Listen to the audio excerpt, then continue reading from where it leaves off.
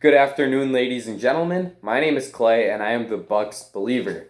Today was the NBA's trading deadline, and we saw a flurry of movement across the league, including some trades that I think will have a pretty huge impact in how far the Milwaukee Bucks are able to make it in this year's playoffs. Some of their biggest rivals, like the Boston Celtics, Miami Heat, and Philadelphia 76ers, all made moves to better their teams, while the Bucks stayed relatively quiet. So, after seeing all of these moves, I want to dive into it and talk about how each of the moves the teams I mentioned prior made will affect a series in which they were taking on the Bucks, and talk about how this trade deadline impacts the Bucks' title hopes. Let's start with the Boston Celtics. The Celtics dished out 2 second-round picks in exchange for Evan Fournier, and then traded Daniel Theis for Mo Wagner. I think that one of these trades was pretty good for the Celtics, and the other one was a pretty huge negative. 2 seconds for Fournier sounds just about right in terms of value, but I do think that Ivan is going to come in and provide a huge scoring spark for the Celtics off the bench, which is something that they've been a bit lacking of, as they have one of the worst bench units in the entire league. Think of him as a bit of a Gordon Hayward replacement, just coming halfway through the season instead of at its beginning. I don't think that this move is enough to push the Celtics ahead of the Bucks in terms of the totem pole of best teams in the league, but I do think that it makes them better and a lot more competitive against the best teams in the Eastern Conference.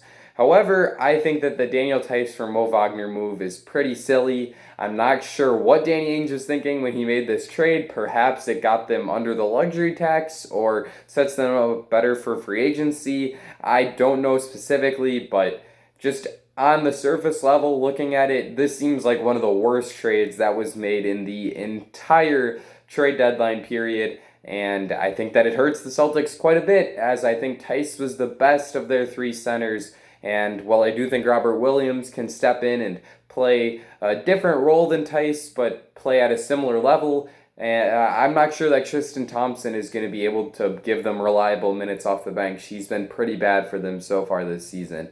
I also don't think Wagner's ready to play in a playoff rotation either, although he is someone who really frustrates Giannis whenever he plays against him, so perhaps that's what the Celtics had in mind when making this deal, because other than that, I don't really know what they were thinking. So I do think that the Celtics did get better over this trade deadline, but I don't think that it's enough that it would really make me fear them come playoff time. The Miami Heat were a bit more active than Boston. They made 2 trades, both of which I think make their playoff rotation a bit better. The first move they made was trading Mo Harkless and a second-round pick for Nemanja Bjelica. Bjelica has been a reliable role player for the Kings, as he can space the floor out and is a good passer from the forward position. He's not a great defensive player, and that is definitely a flaw in his game, but that offense will help him contribute to the Heat in a way that Kelly Olynyk did last season, but just with a bit more passing upside.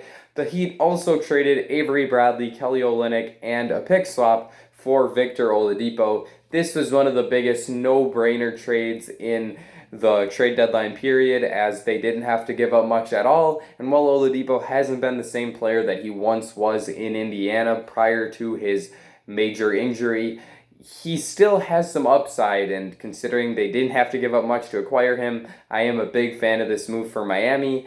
I still think that the Bucks are a bit better than this team, but it is certainly closer than I thought it was prior to this move. The Heat can now trot out a lineup of Goran Dragic, Victor Oladipo, Jimmy Butler, filler at the 4. I guess maybe Jimmy plays the 4 and you play Duncan Robinson at the 2 and Oladipo at the 3. I don't know the exact specifics of how the Heat are going to run this lineup, but they have another really quality wing that they can send out against a team like Milwaukee, and I am definitely a lot more afraid of the Heat than I am the Celtics, especially considering the beatdown that the Bucks suffered at the hands of Miami in last year's playoffs. So this was a good trade deadline for the Heat. I won't deny that, and I am a bit afraid of this Miami team. The Philadelphia 76ers are the next squad I want to talk about, as they traded Terrence Ferguson in 3 seconds for George Hill. Hill is someone that we know quite well here in Milwaukee, as he spent the past 2 seasons with the Bucks prior to being traded in the Drew Holiday deal in this past offseason. Hill is going to help out the Sixers quite a bit. He fills a need for this team when it comes to scoring and playmaking from the perimeter. He's a knockdown shooter that's going to be able to space the floor out for Joel Embiid and Ben Simmons, and is someone who can reliably handle the ball in late game situations. I think that the Sixers probably needed to acquire someone with a bit more scoring upside than Hill does. He's a good shooter, but I don't think that he has the type of perimeter shot creation that really would have pushed this team over the top. If they would have traded for Kyle Lowry, I would have been terrified of the 76ers, and there's a chance that I would have started considering them the title favorite. But I think George Hill helps them, and it raises their ceiling a bit. But I still think the Bucks are the better team out of these two, and I don't think that I fear Philadelphia as much as I do Miami, which might sound a bit crazy when you look at these two teams' records, but I'm going to bank on the team that I've seen do it in the playoffs before, and the team that I think has a better roster. So I think Miami's probably the scariest team in the Eastern Conference for the Bucks, outside of the Brooklyn Nets, but I'm not going to touch on them too much here because they mostly stood pat. They may be more active in the buyout market, but for now, not too much to say about the Nets. Finally, I probably should touch on the Chicago Bulls, as they did make a couple really big moves here that I think made their team quite a bit better. They traded Daniel Gafford and Chandler Hutchinson for Troy Brown and Mo Wagner. Brown was obviously the only guy they're keeping here, as they turned right around and exchanged Wagner for Daniel Tice from the Celtics. But Brown is a wing who's capable of playing on the ball a little bit, can handle it, can shoot, and is a good defensive player. I think that getting him in exchange for a backup center type in Gafford and a wing who hasn't been able to cement himself in the rotation in Hutchinson was a good piece of front office work on the part of Arturas Karnisovas. Might have butchered that name, but I do like this trade for the Celtics, and I like it even better that they were able to then turn Wagner into Daniel Tice, who is going to be able to come in and play the backup five role at a very high level for this Celtics team, this Bulls team. Daniel Tice just seems like a perfect Celtics player. It's not going to be right for him to be on any other team. But I do think that he's going to help the Bulls out quite a bit as a big guy who is strong defensively, is very switchable, can contest shots at the basket as well, and on offense can space out the floor and is a solid rim runner. So I like this move for the Bulls. And finally, let's get to the big one. Chicago traded Otto Porter, Wendell Carter, and 2 first-round picks for Al-Farouq Amino and Nikola Vucevic.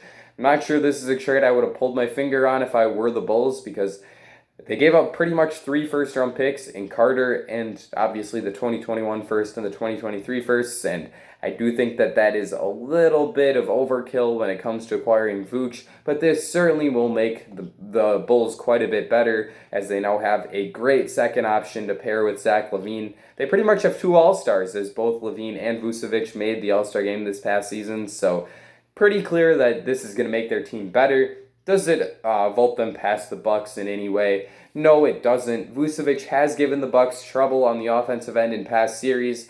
If you don't believe me on that, go back and watch Game 1 against the Magic from last year's playoffs in the first round. Vooch killed us.